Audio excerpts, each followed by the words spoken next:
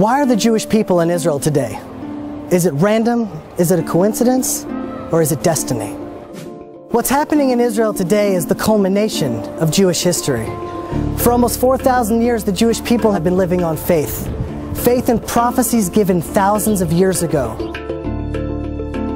Promises that seem irrational, promises that seem almost impossible. Every prophecy dependent on the next. If one isn't true, none of them are true. Every single one of them is coming to pass in our lifetime. Every single one of them.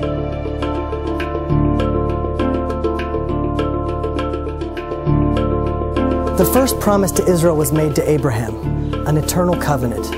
And I shall establish a covenant between me and you, and between your offspring after you throughout their generations, as an everlasting covenant. The Jewish people are the only ancient people alive today. The Assyrians, the Babylonians, the Jebusites, the Canaanites, all of them are gone.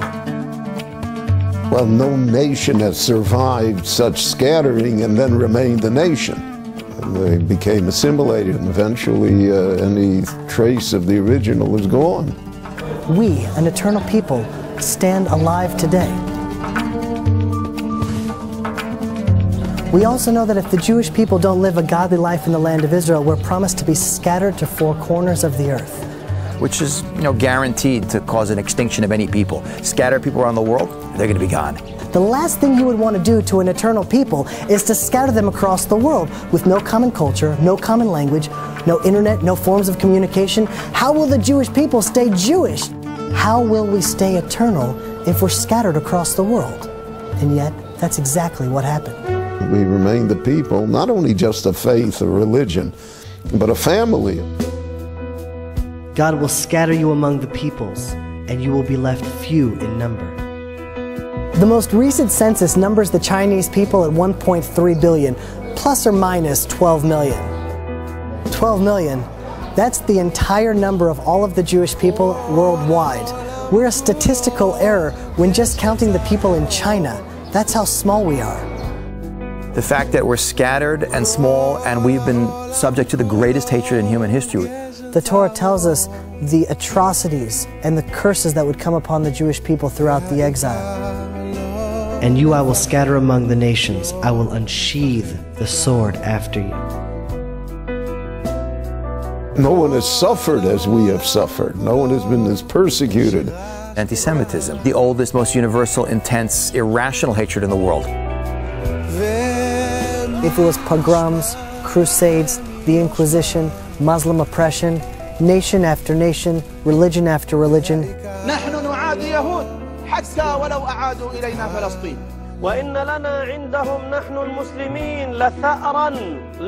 the persecution we faced has always transcended all logic and rational thought.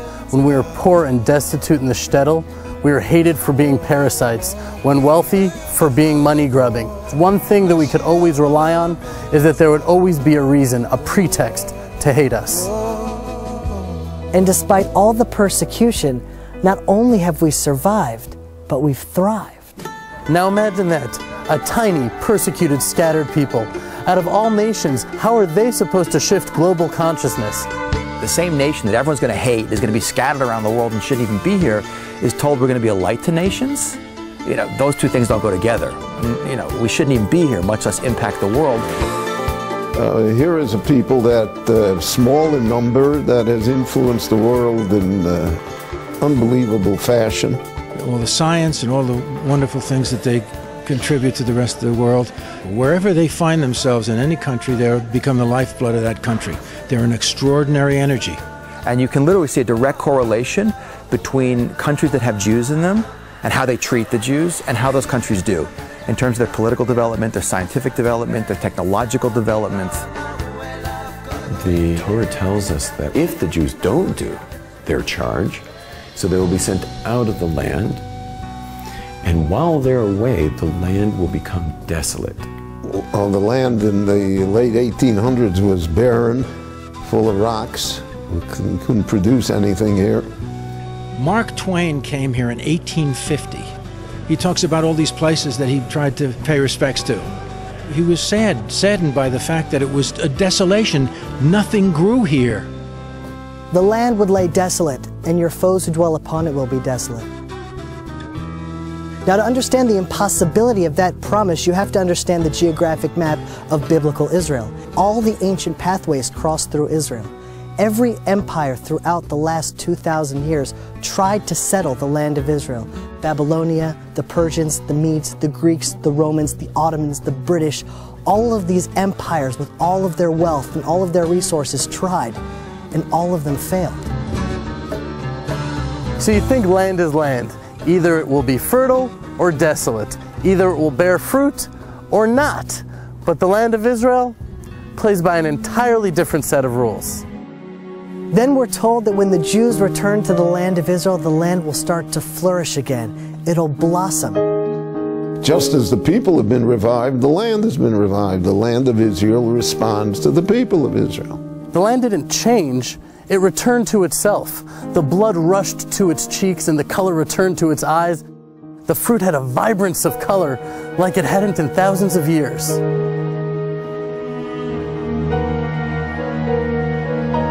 And the Jewish people, we've returned to ourselves as well. We're finally tending the soil and working the land once again.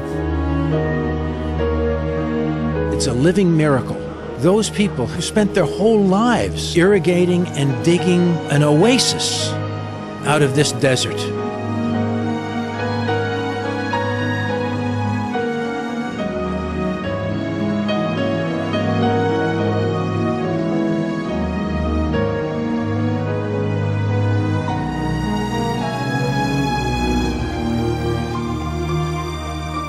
The ingathering of the exiles, it's the most prophesied event in the Bible. It's mentioned over 40 times. Unprecedented in history. Never before has a nation been scattered across the world and then ingathered to its ancient homeland. And yet every single prophet mentions this miraculous feat that will happen. Behold, I will bring them from the land of the north and gather them from the ends of the earth. Among them will be the blind and the lame, the pregnant and the birthing together. A great congregation will return here.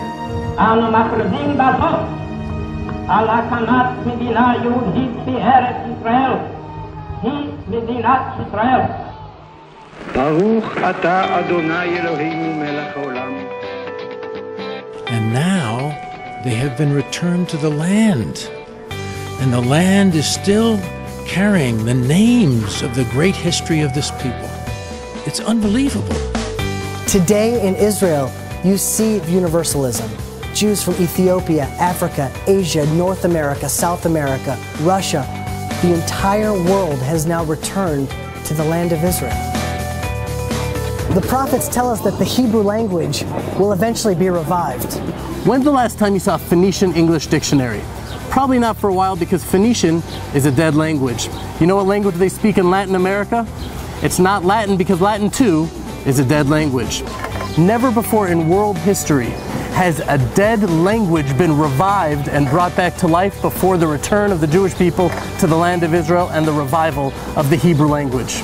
The Hebrew was always preserved in rabbinic writings and the prayer service, but it was not the lingua franca. It isn't what people spoke. What we don't appreciate is a whole country of close to 6 million people today who speak a language which no one spoke 100 years ago. It's resurrected, like the Jewish people back in their homeland. Now, after the most inspiring comeback story in world history, after building the most moral and innovative democracy in the entire Middle East, you'd think that Israel would be supported and held up as an example. But we see that the UN, a representation of all the nations in the world, condemn Israel far more than any other country on the planet. And I will gather all nations against Jerusalem to battle. The only country in the world that it's being called, its destruction is being called for by a member state of the United Nations. That its national movement, Zionism, was declared racist and illegal by the United Nations. That its capital city, which is arguably the oldest capital of any country in the world, is not recognized by any country. And there's many, many more points. In those days it will happen that 10 men from all the languages of the nations will take hold of the corner of a garment of a Jewish man, saying, "Let us go with you, for we have heard that God is with you." today, with such abundant materialism, there's an unprecedented spiritual thirst. It's not so much because of outreach work, I think, but it's just the very nature of Jews being in the land of Israel. We now see that there's a huge sort of momentum moving back. It doesn't make any sense. Israel is the most hated country around the world. Why would people want to identify with the Jewish people? And yet still we see an international revival of people reconnecting to the roots of Judaism, to the spirituality that our people have to offer, to the secrets that we've held on to for 4,000 years. The spiritual revival is happening today. As Israel becomes increasingly isolated in the world, there will be those who stand up for Israel with the faith and integrity of Abraham, and they will make all the difference. Israel was founded 3 years after the Holocaust. 3 years after 70% of the Jews were destroyed in what is exponentially the largest slaughter of any people in human history. The remnant trickle back against the will of the British, okay, with no support from the world, into a desert piece of real estate with no natural resources, no infrastructure, surrounded by millions of hostile Arabs in a constant state of warfare, terrorism, economic blockade. And think about it, within a few years, the desert is exporting fruits and vegetables to the rest of the world. That Israel is the only country in the world that has more trees at the end of the 20th century than the beginning. In terms of high-tech per capita, the most in the world is in Israel, done in less than 40 years, with no natural resources, constant war, terrorism, economic blockade. It's unbelievable, but people just don't see it because we've gotten used to it. It's Jewish history. It's all supernatural. We were given these visions and promises thousands of years ago for our time and for our generation. Every single promise has come to pass, and the challenges we face today are part of a greater plan.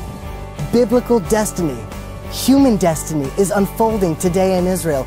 A worldwide movement is growing stronger every day, and it is your opportunity to join the greatest revolution in human history, Israel.